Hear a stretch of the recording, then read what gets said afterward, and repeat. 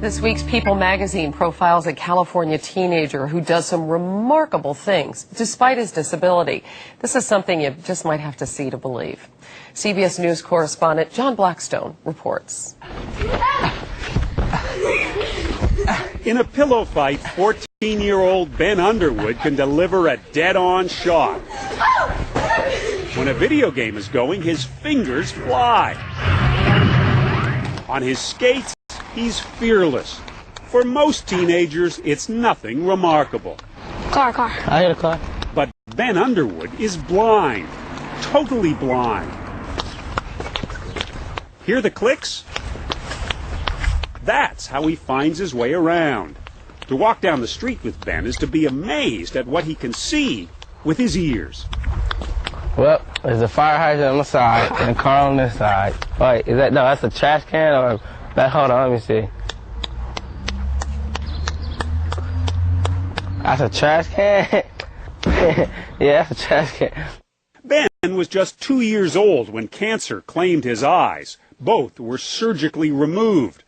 And he woke up from that surgery and Ben said, "Mom, I can't see anymore, I can't see anymore." And I said, "You can't use your eyes, but you got your nose and your ears and your mouth." From that day on, Ben has used his hearing, his touch, his sense of smell to conquer a world of darkness. It's sometimes hard to believe how good Ben is.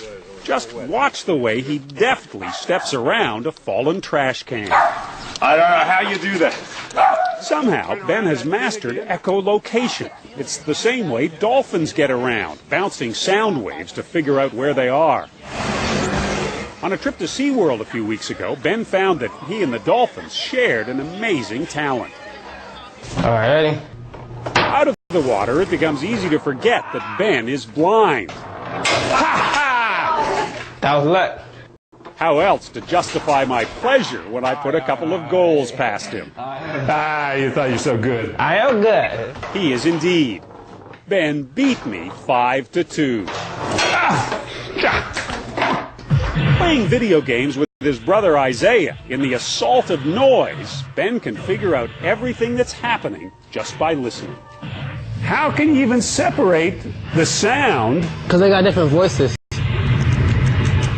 Nobody is going to tell him that there is an impossibility for him because there are none. This mom ought to be teaching a course on, how do you raise a kid who can't see well. Dr. James Rubin says Aquanetta has done exactly the right thing with Ben, never being overprotective, never putting limits on him. I think the real story here is not his talents, but his attitude. And I think attitude is what it's really about. We have to give our kids confidence. We give them pride. Empower him with who he is and be proud of who you are no matter what. You can see where Ben gets his extraordinary self-confidence. There's nothing that you can do I can't do better. And that's the attitude. You know what I'm saying? That's what I want to give him.